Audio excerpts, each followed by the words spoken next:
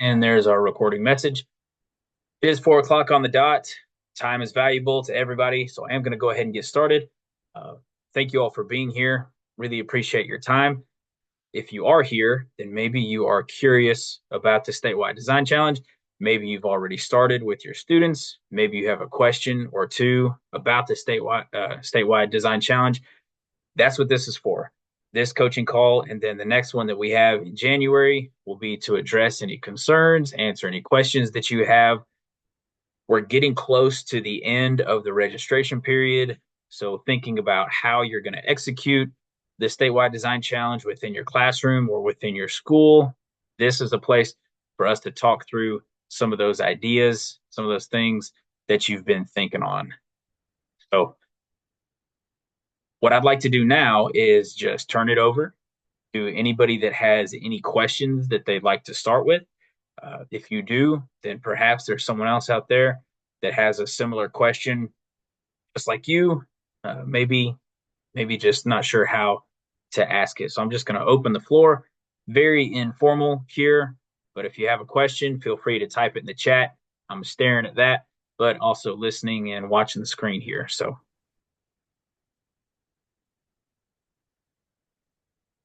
no question is a bad question. I'll say that. Ben, I can start us off if you want me to. Sure.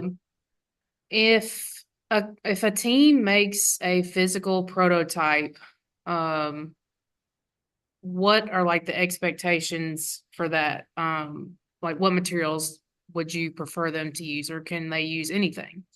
No, that's a great question. So there's no specific material that they have to use. Anything that you have access to, whatever makes sense for your kids. We have a lot of different levels of learners doing the challenge this year. So if it makes more sense for them to use something like cardboard, then wonderful. If they are making a prototype and they're doing it in a welding class and they're welding pieces together, also wonderful. The materials used is not something that is scored. So what we're looking more for would be an explanation of how this prototype potentially could work. We've had some prototypes in the past that have worked, but we've had some prototypes in the past that if we had an actual motor connected to this, or if it was really raining, here's how this gutter system would work. So just a nice explanation of how the prototype would work is sufficient.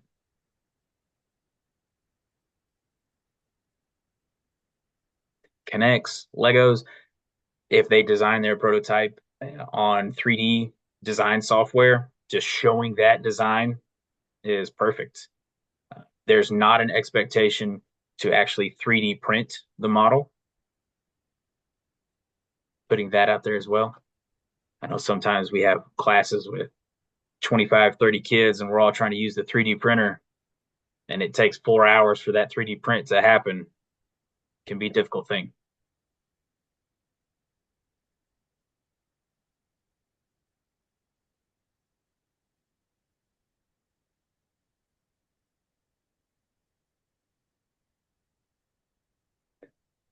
One thing I am going to address quickly is not that. I do want to show you all, yeah, we'll do this way. I do want to show you all the timeline with the dates on it. Let me move this over here. Uh, can somebody just give me a thumbs up or tell me if they can see that second screen there? Perfect. Okay. Tonight, this afternoon, if you have a question, you can click the link that's in the chat, or you can scan this QR code here, and that will take you to the type form. If I'm talking and you have a question and maybe we just don't get to you, this is a way I can collect those. But this is something that I mentioned in the last call in September. This is the timeline that we're looking at for entries. If you're curious of when to submit a certain level entry, the first one that you need to have on your calendar is March 10th. Example, You've completed your challenge in the classroom. You're finished. As of right now, it's October 15th.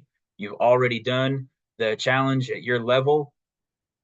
You know who your winner is.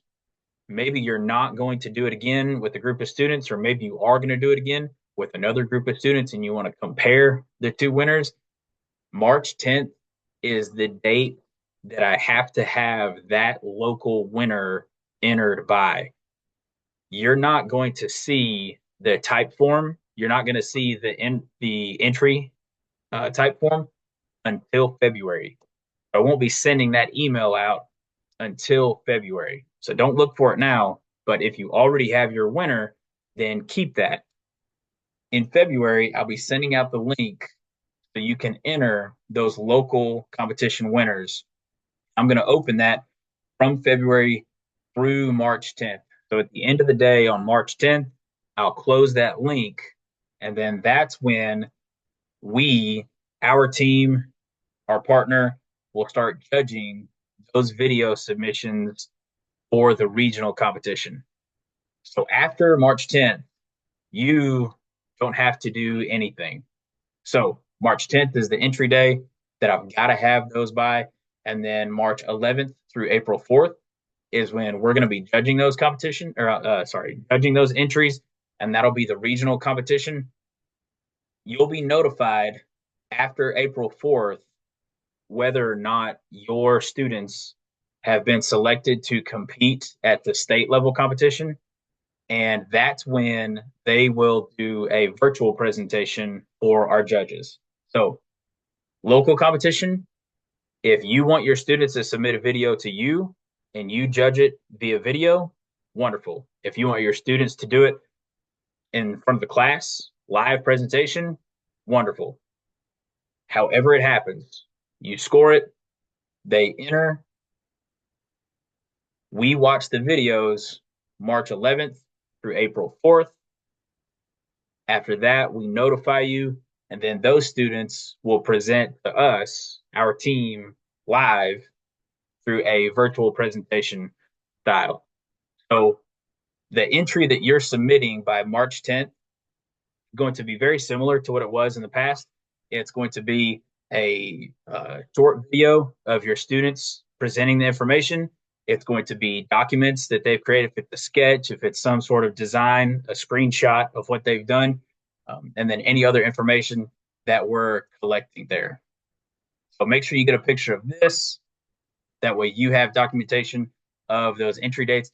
It's also on the video from the last call that we had. So questions about that timeline there?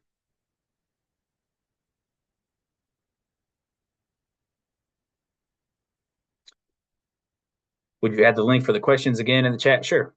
Let me do that real quick.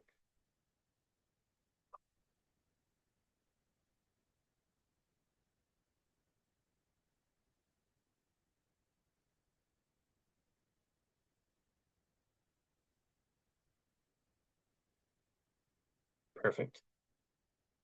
All right. Anybody have any questions at all? Any comments? Anything they want to tell us? Anything they want to tell me? Want to talk through? I'm thinking about doing it this way. I'm not sure. How's anybody else doing this? How do schools normally set up local competitions? What we've seen the most of, schools will do this if they are participating school wide, then they'll have individual competitions happen within the classrooms, and then those students will go against each other. Uh, if they do it in the gym or if they have it on stage or during lunchtime. And then some teachers that only do the competition within their specific classroom will have their local winner chosen from their classroom. So sometimes the local winner could be from an entire school or could be from a single classroom within a school. So we had a question last video call, and it was about submitting that local winner. And then the response was, what happens if that local winner can't compete? What if they're selected in the regional competition? What if they can't compete in the state competition? Then we would go to whoever's second for the regional competition. or if there's a reason why those students won at their school, but they couldn't submit a video, or for whatever reason, they just can't enter, they can't be selected as the winner for the local competition, take your second place group.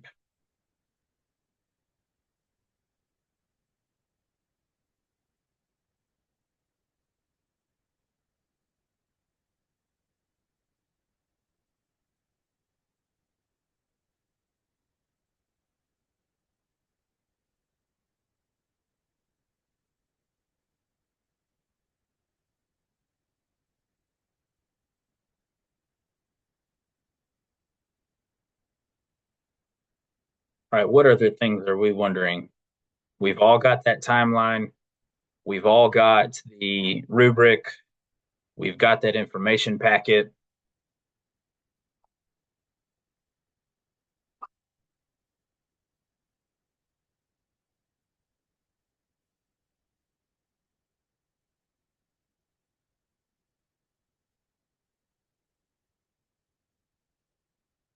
Is there anything that you were hoping to see tonight in the video call that maybe I haven't addressed that I can pop up on the screen for you? We can go over a part of the packet.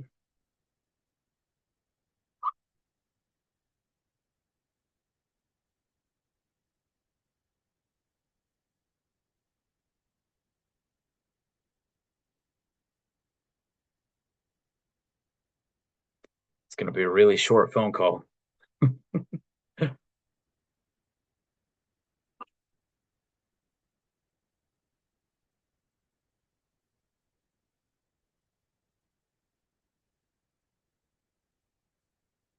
All right, so what I'm going to do is I'm going to share my screen and I'm going to have that QR code up on the board. That way you can see it.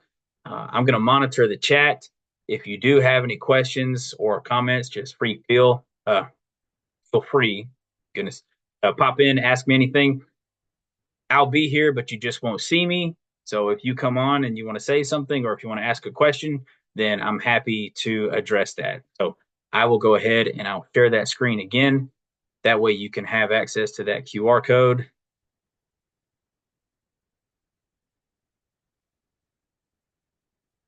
There we go. And I'll just leave that there.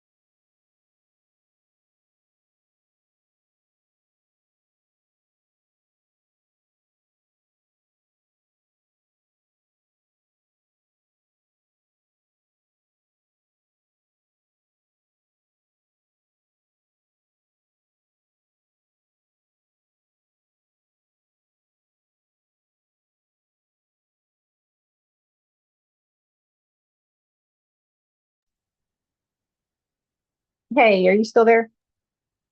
Hey, Stacy, I am. What can I do? Let me see if I can get connected here, maybe. I can hear I you don't, and I can see you. oh, okay, great. Sorry. Um, this is our first year, so I was just logging in. I just wanted to say hi and thank you. I was trying to get in just to hear what good questions other people were asking and to learn alongside them. Um, but I missed some of that, and I just thought I'd put a face with a name and tell you thanks for your emails, and we'll reach out to you along the way if anything specific comes up. Yeah, absolutely. And I'm recording this meeting. And after this, I'll be sending that recording out to everybody that got the email today. So feel free to go back through there. I can tell you that a couple questions that were asked. One was about the prototypes and what they needed to be made of. The answer to that is anything, whatever you have available. Learners at different levels for the competition. So if it needs to be something like Legos, Connects, or cardboard, or even paper, fine. If it needs to be a digital prototype, also fine. If Okay. they're involving this competition as part of their welding class and they're welding something together, also fine. The Okay. prototype itself is not judged based on the materials used. The Great. explanation of the prototype is what we're looking at. Perfect. Thank you. That's helpful. We're Absolutely. fifth graders, Okay. so we'll be in that elementary category. And we're just really diving all in this year for the experience and hoping that we'll know more next year. Awesome. Where are y'all located? We're in Cleveland, Tennessee. Okay, cool. All So right. very, very excited about this opportunity. We looked at it last year um, and then put a pin in it for this year. So the fifth grade teachers, we've got 4 classes and they're excited about taking this on. So it'll be a great topic and we appreciate your support. Yes, ma'am. Look forward to it. Thank you. All right. Thanks, Ben. Bye.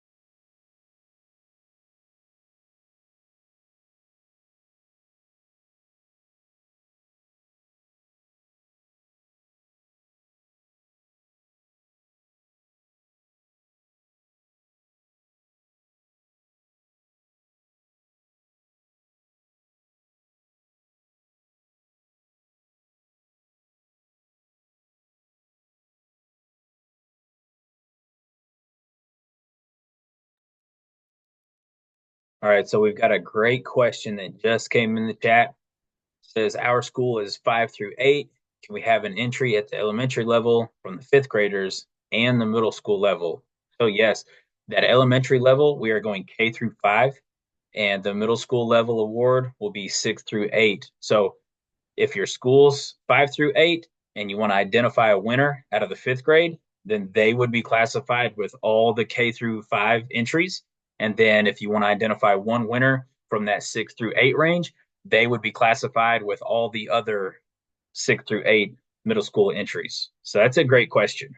So the answer to that is yes, you could have one from the fifth grade and then one from the middle school level.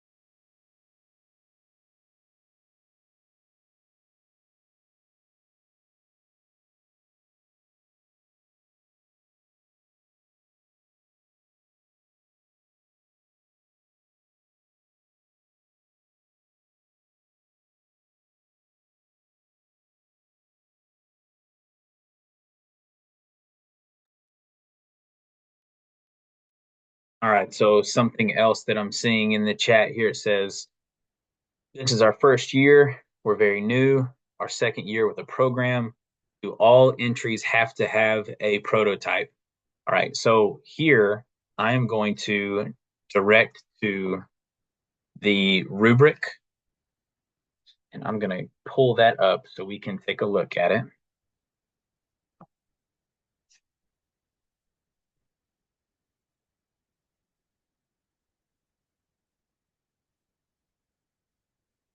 Just a second.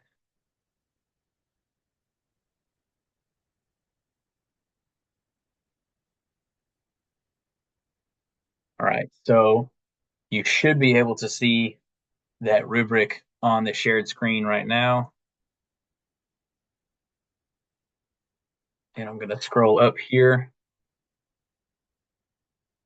All right, so prototyping right here. Students thoroughly explained in writing and or diagrams how their solution functions and solves the issues surrounding healthcare. So the prototype is clearly communicated with rich detail. Prototype addresses processes and technologies clearly. So there will need to be some sort of prototype. If the students are coming up with a plan for how to achieve a certain goal or a specific process, then that plan could be the prototype. So if the question is more around a specific build, maybe I'm kind of guessing with the question here. But if it's, do we have to actually physically build something to solve the problem or to provide a solution? The answer to that is no, you don't have to actually physically build something. The development of a prototype could mean that you've developed a plan. This is a prototype of a plan that we have that we would be presenting to someone. So I hope that helped answer the question.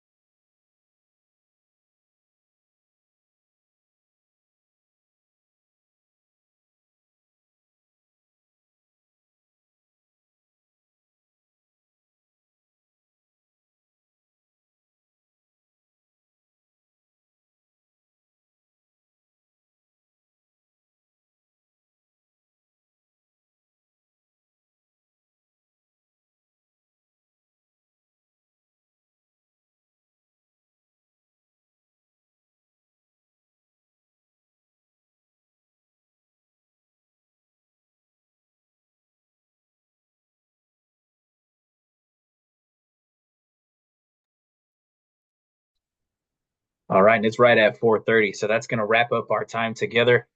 Once again, if you have a question, or maybe you're watching this video after the 15th, if you need me to answer something or clarify anything for you, please feel free to reach out via email, or you can enter the QR, or you can scan the QR code and ask me your question there. It'll send it straight to that type form, and I will send out that information to everybody in the group. So you all have a fantastic afternoon, a great evening, and I will see you next time. Y'all have a great day. Thanks.